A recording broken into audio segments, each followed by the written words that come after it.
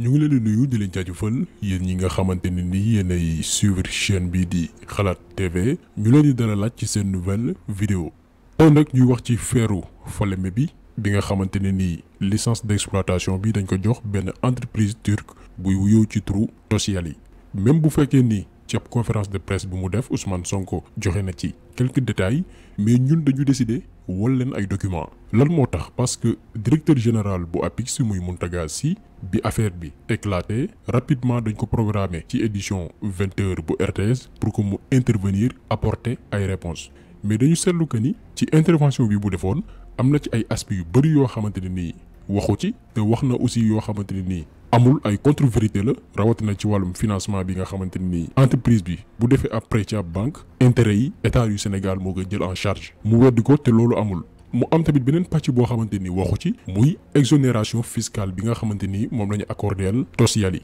maanaam entreprise bi am na ay possibilité def ay bénéfices fii ci Sénégal exporter fer bitim réew te du fay ay impôt non seulement waxu ci mais tamit journaliste bi nga xam ne moo ko doon interviewé muy Oumou Baldé elle a été tellement nulle maanaam wane amateurisme bu jégg dayoo boo xamante ne nii laaju ko lu jëm ci wàllu exonération fiscale yi nga xamante ni moom la ñu accordeel entreprise turque bi mais dañ koy comprendre parce que journaliste RTS yi ñëpp xam nañ ni liberté pour def seen liggéey ni mu waree amuñu ko.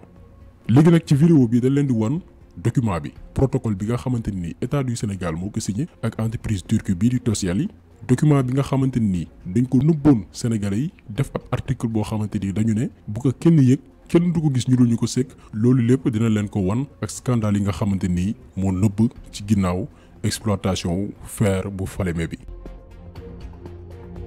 avant tout dañuy préciser que ni gisement de fer bi nga xamante ni nii moom lañ war a exploiter Falémé ñu ngi ko évaluer lu toll ci 750 millions de tonnes de minerai boo ko déggee mooy genre xeer la boo xamante ni nii entreprise bi koy exploiter moom lay utiliser pour génnee li nga xamante ni mooy fer bi ci nekk. minerai de fer boobu noonu nga xam ne moom la ñu war a exploiter biir Falémé ñu ngi ko estimer ci 750 millions de tonnes te mun na ko sax dépasser mais souvent dañuy nëbb ay mbir yu bari donc juste pour wal leen importance bi ak li nga xamante ni mooy enjeu yi.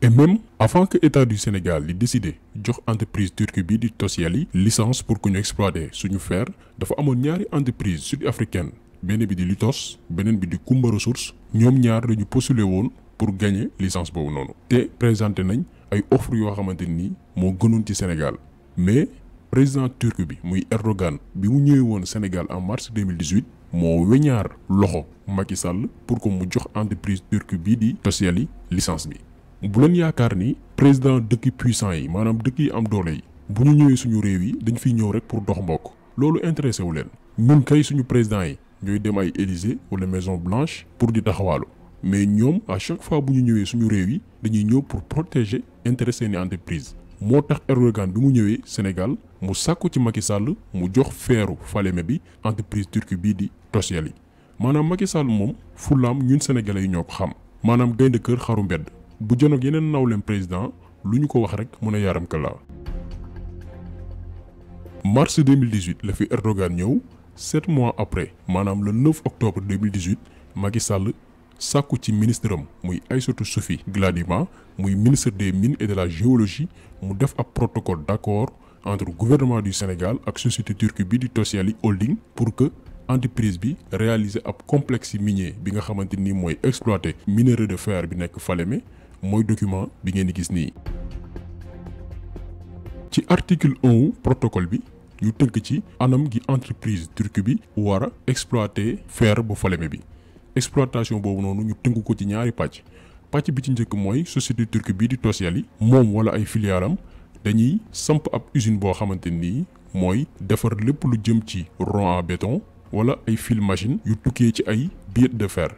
ñaareelu phase bi ba tey ci protocole bi ñu ne gannaaw bi entreprise bi jëmalee complexe bi ba noppi mën na commencer produire ay biais de fer ci tënk lii mooy article 1 protocole bi. après ñu ne nguuru Sénégal dina yombal entreprise turque bi lépp loo xamante ni nii matukaay la pour que projet bi ñu mën ko réaliser ci Sénégal ci ni ko société bi bëggee. léegi nag ñu ñëw ci article 2 maanaam engagement yi nga xamante ni état du Sénégal jël na ko digganteem ak entreprise turque bii di Tosyali foofu nag la scandale yu mag yi nekk. yan mooy engagement yi nguurum Sénégal jël mënuñu nag citer lépp waaye da leen di limal yi nga xamante ni ñoo ci gën a jéggi dayo yoo xamante ne nii moo nar a gàllankoor réewum Sénégal. bi ci njëkk mooy gouvernement bu Sénégal dafa engagé wu jox société bi ab terrain bu toll ci 100 hectares muy terrain boo xamante ni day janoog géej gi te nguurum Sénégal nee na da koy def ci ab bërëb boo xamante ne nii dina jege port wala sax bu fekkee ni loolee du mën a ne nguur gi ci boppam dina engagé wu dimbali entreprise bi ba mu am port. ñaareelu mbir bi te kenn du ko wax mooy état bu Sénégal yemul rek ci accordé entreprise bi exploiter li nga xamante ni mooy fer bi kese parce que Tosyali ci boppam dina mën a exploiter minerai de charbon bi ci Falémé ak tamit calcaire bi ak li ñuy dippee pierre de dolomite. pierre de dolomite boo ko déggee ab benn xeer la boo xamante ni dafa am solo lool parce que day permettre defar li nga xamante ni mooy peinture waaye itam ay carreaux mooy carreaux yi ñuy def ci biir kër yi ak tamit ay papier ay carton. entreprise bi dina am possibilité exploiter yooyee ressource bu weesoo fer bi mais tamit am na beneen minerai bu ñu wooyee minerai de manganèse. minerai boobu noonu moom la ñuy defaree li nga xamante ni mooy ay acier te du n'importe quel acier. ay acier la yoo xamante ni mooy les aciers durs maanaam acier yi nga xam dafa dëgër wow ba pare résistant maanaam li koy yàq yombul moom la ñuy utiliser ci raay yi ak porte yi nga xamante ne ni moom la ñuy tëj ñi caabi féete ginnaaw. nguuru Macky Sall tamit dina accorder entreprise turque bi beneen licence boo xamante ni nii moo koy permettre mu récupérer li nga xamante ni mooy ferraille yi te ci beneen wet nguur gi garantir entreprise bi que dina ko protéger contre ñi nga xamante ni dañu nekk ci secteur informel bi maanaam ñi nga xamante ni ay pàkk ferraille lañ yor te seeni activité yoruñu kayitu entreprise bu koy firndeel ñooñu bu entreprise turque bii tàmbalee exercer ci biir réew mi ñooñu seen pàkk yooyu noonu day tëj. ku fi taxaw ne da ngay jënd ak jaay ferraille état bi ngay jàmmaar lool parce que ñoom nee nañ dañuy protéger entreprise bi. ba tey ci article 1 bi ci engagement yu gouvernement bu Sénégal jël état bi ne dina accordeel Tosyali ab exonération douanière ak taxe sur la valeur ajoutée ci bépp équipement ak service boo xamante ni nii entreprise bi importé na ko maanaam lépp lu mu dugal ci biir réew mi. est-ce que yéen a ngi mesurer gravité bi maanaam entreprise bi mën na dugal biir Sénégal lépp lu mu bëgg te du fay douane du fay taxe lii Sénégal kese la am et puis gouvernement bi yamu ci dafa ne entreprise bi dinaa la créer benn couloir vert maanaam yombalal ko équipement yi nga xam ne mi ngi koy importer mu mën ko recevoir te du am benn jafe-jafe dinañ leen sax créer ay yoon tali ak raay pour que société bi mën a accessible donc xam ngeen ni suñu gouvernants yi ñi nga xam ne ñoo jiite. bu ñu lankee ni duñu defar ay yoon yu baax ci yenn régions yi ak yenn villages yi ñoo ko tey bañal nañ ko ay sénégalais mais nangul nañ ko ab entreprise boo xamante ne nii bitim réew la jugee kon ñii lu ñu def ñoo ko tey bañ a liggéey moo leen jàpp ak ñàkk bëgg réew mi. ñu yaakaar ne Macky Sall fa lay yem mu ne entreprise bi booy fay électricité courant ak gaz ak li nga xamante ni mooy ndox man état bi dinaa supprimer bépp taxe boo xamante ni war nga ko fay ci say facture te tey ko xam entreprise yooyu xam ne li ñuy consommer dafa bëri trop ci courant ak ci ndox yow nga ne bu ñuy fay seeni facture bépp taxe boo waroon am ci état bi maanaam ñun suñu alal bi ñu war a récupérer ci entreprise bi ñu ne baal na leen ko bu leen fay taxe fay leen facture bi kese maanaam li ngeen consommer te jeexagul entreprise bi buy installer électricité am gazam ak ndoxam ak yeneen abonnement frais yëpp état du Sénégal moo koy jël en charge maanaam ñoom dañ leen yombalal lépp te jeexagul. léegi nag entreprise bi bis bu demee ba commencé ay activité am ci biir réew mi prime de sécurité sociale yi nga xamante ne nii moom la ñu jagleel employés yi dañu war ko verser état bi ne moom moo koy jël en charge diiru fukki at. ba tey état bi pareegul dafa ne entreprise bi bénéfice yi nga xamante ni yaa ngi koy def dama ciy génnee li nga xamante ni mooy impôts yi diiru fukki at. lii lépp du loo xamante ni dañ ko inventé